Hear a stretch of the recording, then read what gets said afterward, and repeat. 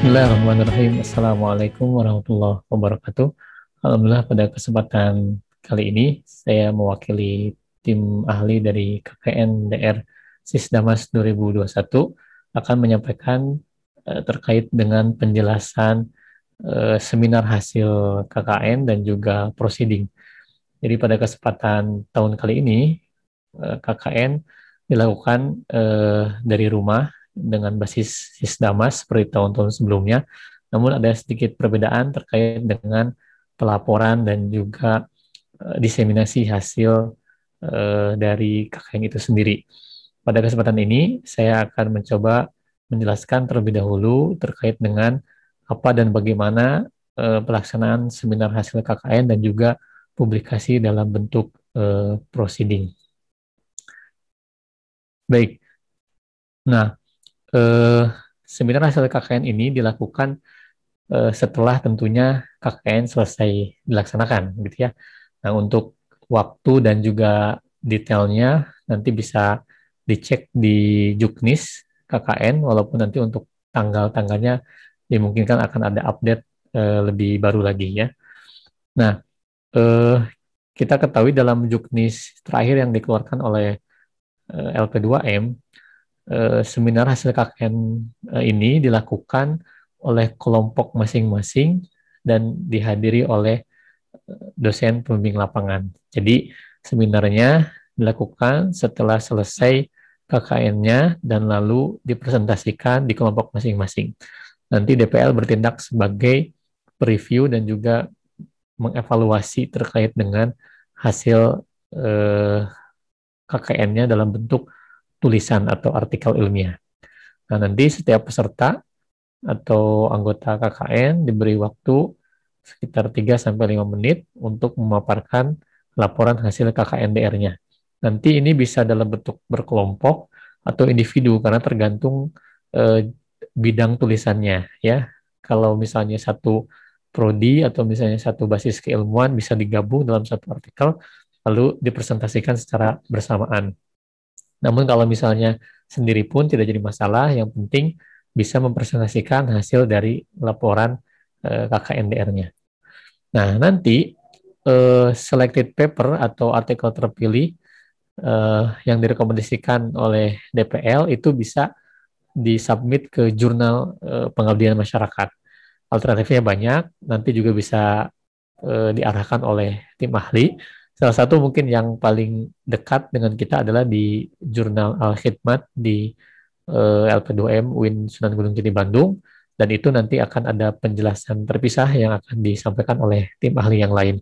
Namun, jurnal tersebut tidak menutup kemungkinan juga di luar UIN. Jadi misalnya ada rekomendasi jurnal mana atau misalnya DPL-nya memiliki rekomendasi lain untuk disampaikan artikelnya atau disubmit, maka boleh disampaikan di jurnal manapun ya. Yang penting memang bisa scope dan bidangnya sesuai dengan artikel tersebut. Nah, sedangkan untuk sisanya yang artinya tidak terpilih akan dimasukkan ke dalam bentuk proceeding. Nah, ini yang mungkin nanti akan dibahas lebih lanjut. Perlu dicatat, sisanya ini bukan berarti artikel yang sisa ini tidak baik, tetapi memang kita ingin mengharapkan semua artikel yang ditulis setelah hasil KKN ini bisa terpublikasi. Karena kalau semua ke jurnal tidak mungkin tertampung. Oleh karena itu, kita seleksi mana saja yang memungkinkan masuk ke jurnal, tetapi sisanya kita masukkan ke dalam proceeding. Nah, nanti laporan yang berpotensi untuk diterbitkan menjadi jurnal itu diedit atau di review oleh DPL. Karena kontribusi tersebutlah nanti DPL berhak menjadi bagian dari penulis jurnal tersebut ya. Jadi boleh dimasukkan ke dalam penulis. Contohnya misalnya kalau tulisan tersebut ditulis oleh 5 orang, maka nanti penulisnya ditambah 1 orang DPL menjadi 6 orang penulis ya. Totalnya seperti itu. Kalau 3 orang tambah 1 DPL menjadi 4 orang penulis dan seterusnya ya. Itu contoh simulasinya.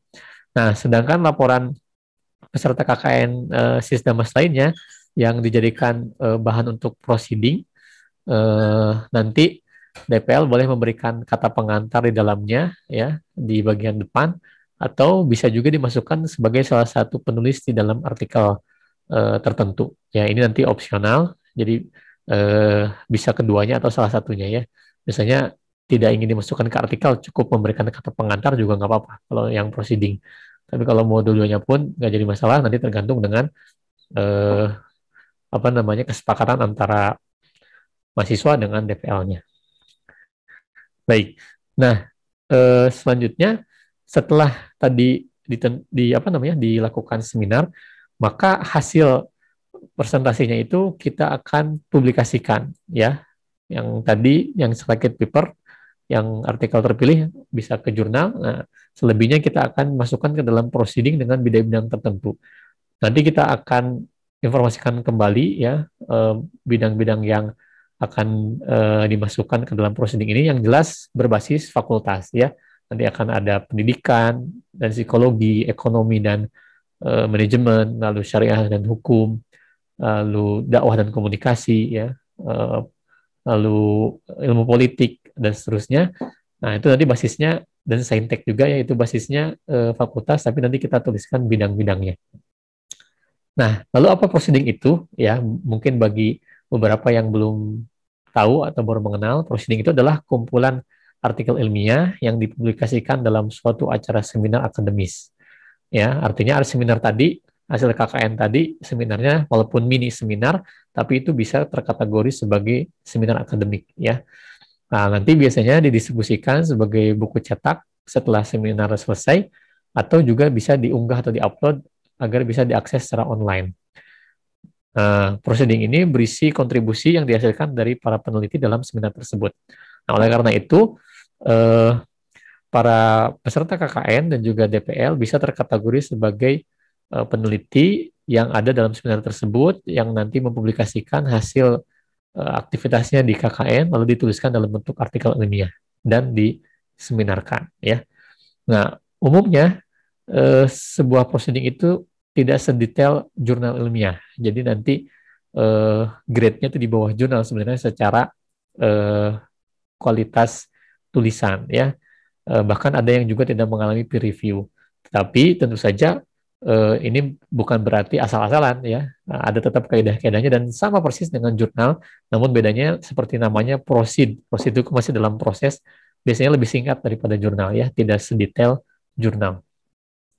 Nah, nanti proses penerbitan dalam proceeding juga yang tadi sudah dikumpulkan dalam artikel-artikel disusun oleh satu orang atau lebih, nanti akan ada tim editorial untuk dipastikan diperiksa artikel tersebut sebelum nantinya diterima dan diterbitkan dalam proceeding. Nah, nanti kepastian untuk proceedingnya apakah hanya cetak saja dan juga online nanti akan disampaikan berikutnya. Yang jelas biasanya proceeding itu ada yang ber-ISBN dan juga ber-ISSN ya. Nanti kita akan upayakan semuanya agar bisa terakomodir oleh ISBN dan juga ISSN.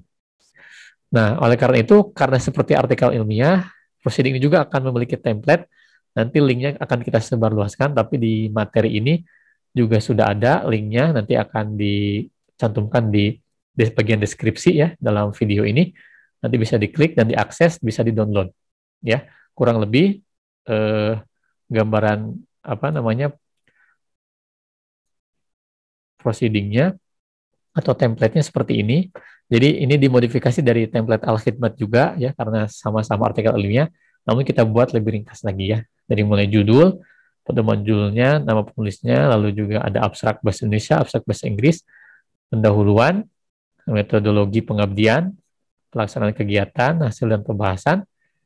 Ya, ini kalau ada nanti ada singkatan, ada gambar tabel, ucapan terima kasih, kesimpulan yang digabung dengan saran ya dalam satu bagian, lalu kutipan atau acuan dan daftar pustaka. Nah, tetapi seperti yang tadi saya sampaikan, karena proceeding adalah merupakan artikel ilmiah juga, namun secara isi itu bisa lebih singkat dari jurnal, nanti isinya bisa lebih padat ya, atau mungkin bagian dari apa namanya proses keseluruhan KKN. Nanti tinggal kesepakatan antara DPL dan mahasiswa akan mengambil bagian mana yang akan dipublikasikan. Jadi intinya tetap kembali kepada hasil seminar tersebut dan akan dikembalikan lagi kepada kelompok masing-masing.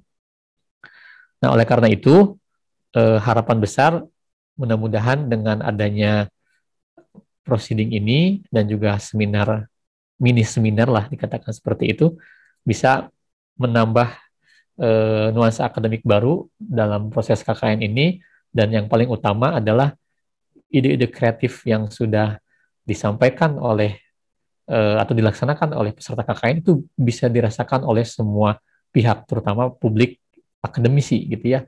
Bukan hanya di sosial media, bukan hanya di media cetak atau media online lainnya, tetapi juga dalam bentuk karya tulis ilmiah yang bisa diakses dan dibaca oleh publik akademik. Itu saja mungkin yang bisa dapat saya sampaikan. Mudah-mudahan KKN tahun ini lebih baik dari KKN-KKN sebelumnya, dan kita berupaya menjadikan tahun ini adalah KKN terbaik bagi kita yang melaksanakannya tentunya, dan mudah-mudahan semuanya selalu dalam lindungan Allah Subhanahu wa taala. Terima kasih, mudah-mudahan bermanfaat. Sekali lagi, mohon maaf apabila ada kekurangan dalam penjelasan. Ada hal-hal terbaru nanti akan kita update dalam Juknis berikutnya, dan jika ada pertanyaan boleh langsung ditanyakan kepada tim ahli atau koordinator DPL masing-masing. Akhirul kalam, Assalamualaikum warahmatullahi wabarakatuh.